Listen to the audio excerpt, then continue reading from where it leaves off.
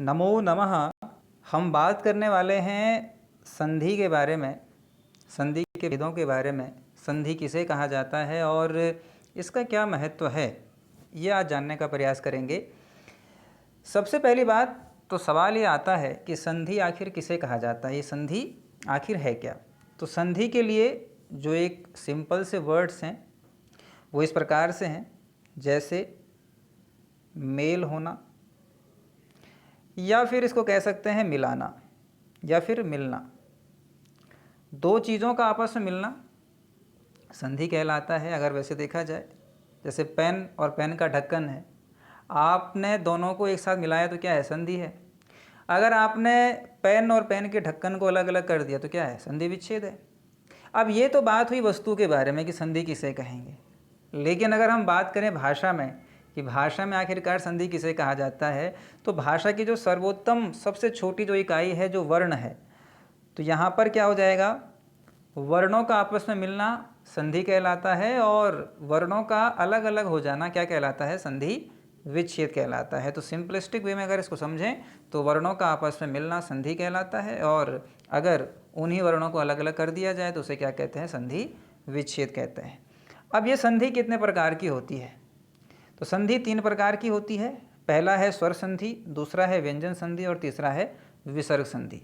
स्वर संधि को अच संधि भी कहा जाता है।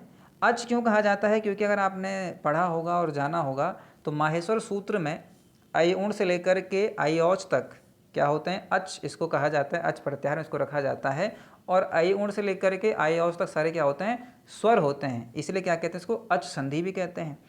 अगर बात करें व्यंजन संधि की, तो व्यंजन संधि को हल संधि कहा जाता है। हल संधि क्यों कहते हैं, क्योंकि हयवरट से लेकर के हल तक, हयवरट का ह और हल का ल दोनों मिलकर हल बन जाते हैं। इसके बीच में आने वाले जितने भी वर्ण हैं सब क्या होते हैं, व्यंजन होते हैं, इसलिए क्या कहा जाता है, इसको व्यंजन संधि कहा जाता है। हल संधि, व्यंजन संधि को इसलिए हल संधि भी कहा जाता है। अंतिम है विसर्ग संधि। इसमें आपको पता ही है विसर्ग इस प्रकार से होते हैं, तो जो संधि विसर्गों के माध्यम से होती है उसको विसर्ग संधि कहा जाता है। तो मुख्य रूप से आपके पास 3 संधियां होती हैं। स्वर संधि में क्या होगा, सारे स्वर होंगे, अ ई उ रील री ए ओ आई औ, ये आपके पास स्वर रहेंगे।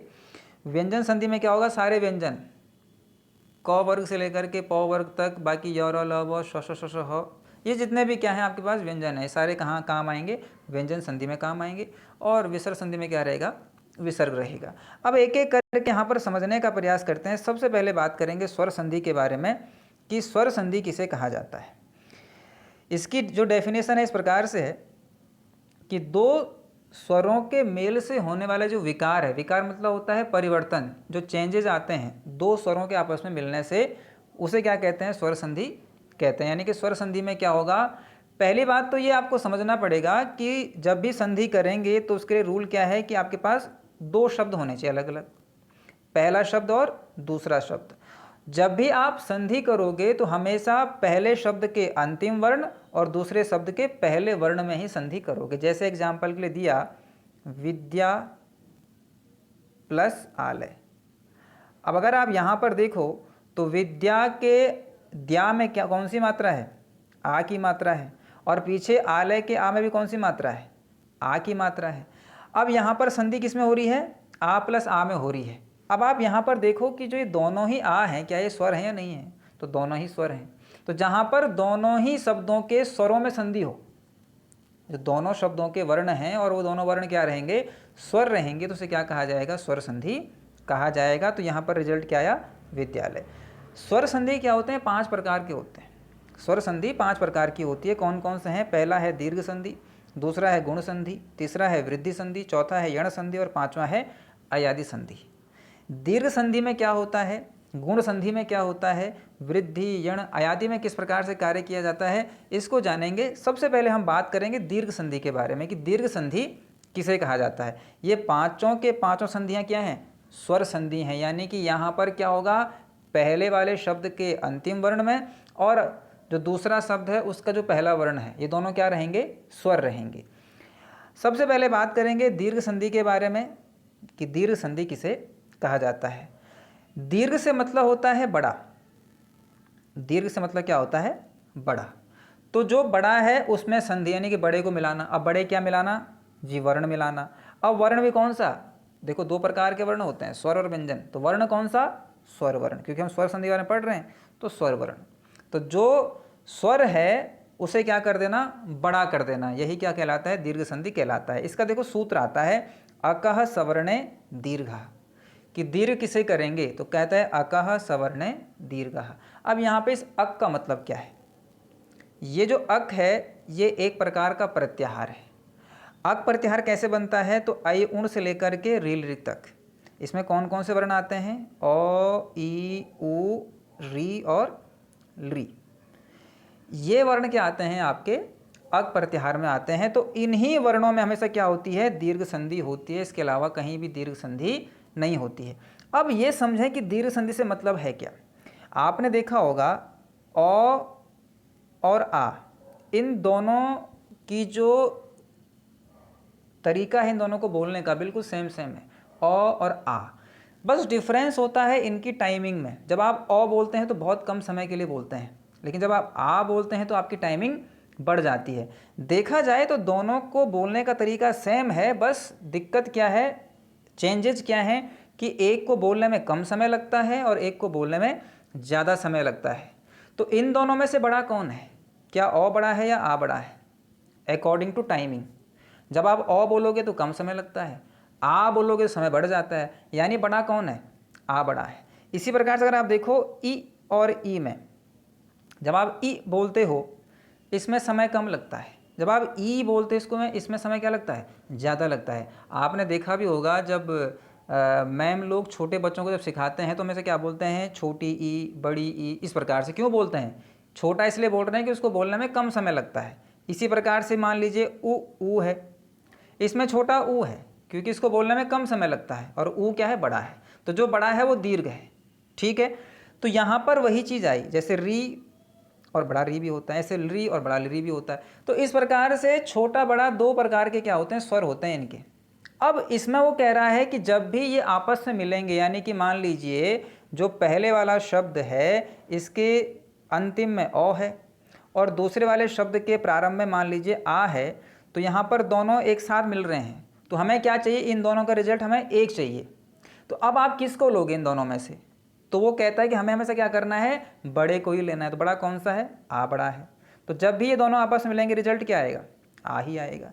तो यहाँ पर वही बात आई कि अकह सवर्णे दीर्घा। सवर्णे का मतलब होता है कि दोनों सेम होने चाहिए। जैसे हमने कहा कि अ प्लस आ तो बराबर आ हो जाएगा, ये नहीं कि हमने कहा अ प्लस ई बराबर आ हो जाएगा, ऐसा नहीं हो सकता है। ऐसा क्यों नहीं हो सकता है, क्योंकि दोनों अलग अलग हैं, सवर्ण नहीं है। सवर्ण मतलब होता है दोनों एक जैसे, अ अलग है और ई अलग है, ठीक है। तो यहाँ पर यही बात आई कि जब दोनों एक जैसे होंगे तो क्या हो जाएगा, दीर्घ हो जाए, यानी कि जो बड़ा वाला वर्ण होगा वो वहाँ पर रिजल्ट में आ जाएगा। अब इसके देखो एग्जाम्पल देखिए, जैसे मान लीजिए अ आ या प्लस अ आ में देखो रिजल्ट हमेशा क्या आता है, आ आता है। जैसे देखेंगे धर्म प्लस अर्थ, धर्म के मौ में क्या है, अ है, अर्थ में भी क्या है, अ है, रिजल्ट क्या आ जाएगा, आ, तो क्या बना, धर्मार्थ। इसी प्रकार से अ प्लस आ बराबर आई होगा। हिम के मौ में क्या है, अ है, आलय में क्या है, आ है, क्या बनेगा, हिमालय। अ प्लस आ बराबर आ, पुस्तक में, पुस्तक के क में क्या है, अ है, आलय में क्या है, आ है, अ प्लस आ क्या हो जाएगा, आ ही रहेगा, तो पुस्तकालय बन जाएगा। इसी प्रकार से आ प्लस अ यानी कि विद्या प्लस अर्थी, विद्या के द्या में आ की मात्रा, पीछे अ है, आ प्लस अ भी क्या हो जाएगा, आ ही हो जाएगा, तो विद्यार्थी बन जाएगा। यानी कि संधि अगर होगी दोनों में तो रिजल्ट हमेशा बड़ा वाला ही आएगा, दीर्घ ही आएगा। जैसे विद्या प्लस आलय, यहाँ पर दोनों जगह आ आई था तो क्या रहेगा, वो आ ही रहेगा, क्या बनेगा, विद्यालय बन जाएगा। नेक्स्ट एग्जाम्पल इसमें देखेंगे ई और ई के। रवि के वो में छोटी ई की मात्रा, इंद्र में छोटी ई की मात्रा, रिजल्ट क्या आया, रविंद्र, बड़ी ई की मात्रा आ गई। मुनिंद्र में देखेंगे मुनिंद्र हो गया, बड़ा हो गया। गिरी प्लस इसमें देखेंगे गिरीश हो गया। मुनि प्लस इसमें देखेंगे मुनीश हो गया। मही प्लस इंद्र में देखो महेंद्र हो गया। नारी प्लस इंदु में नारिंदु हो गया। नदी प्लस ईस में नदीश हो गया, यानी कि हमेशा रिजल्ट बड़ा ही आएगा। मही प्लस ईस में देखो महीश हो गया। इसी प्रकार से ऊ के एग्जाम्पल भी हैं। भानु के नू में छोटी ऊ की मात्रा, पीछे ऊ की मात्रा, भानु प्लस उदय हो गया। विधु प्लस उदय में विधुदय हो गया। लघु में छोटी ऊ की मात्रा, और में बड़ी ऊ की मात्रा, लेकिन रिजल्ट क्या आया, बड़ा ही आया। तो जब भी दोनों ओ हो या ओ आ हो, रिजल्ट हमेशा आ ही आएगा। ऊ हो तो भी ऊ होना है, छोटा ऊ बड़ा कोई भी ऊ आए, लेकिन रिजल्ट हमेशा क्या रहेगा, दीर्घ ही रहेगा। जैसे सिद्धू प्लस उर्मी सिद्धुर्मी हो जाएगा, वधु प्लस उत्सव वधुत्सव हो जाएगा, वधु प्लस उल्लेख वधुल्लेख हो जाएगा, भू प्लस ऊर्ध्व भूर्ध्व हो जाएगा, वधु प्लस ऊर्जा वधूर्जा हो जाएगा। तो सिंपल सी बात यही है कि जो पहला वाला शब्द है इसका अंतिम वर्ण मान लीजिए ऊ है, दूसरे वाले शब्द का प्रारंभिक वर्ण क्या है, बड़ा ऊ है, तो रिजल्ट क्या आएगा, हमेशा ऊ ही आएगा। रिजल्ट हमेशा क्या आएगा, ऊ ही आएगा। जैसे देखो लघु के घ में छोटी ऊ की मात्रा है, ठीक है, और ऊर् में क्या है, बड़ा ऊ है, तो दोनों को मिलने पे क्या बना, एक ऊ बनेगा, वो भी क्या बनेगा, बड़ा वाला बनेगा। ये क्या बना, लघुर्मी, इस प्रकार से बन जाएगा। इसी प्रकार से री और री के भी एग्जाम्पल आते हैं। तो यहाँ पर हमने समझा दीर्घ संधि को, दीर्घ संधि किसे कहा जाता है, और ये संधि कौन सी है, ये स्वर संधि है। इसमें क्या होगा, स्वरों में ही आपस में मेल होगा, इन्हीं को मिलाया जाएगा।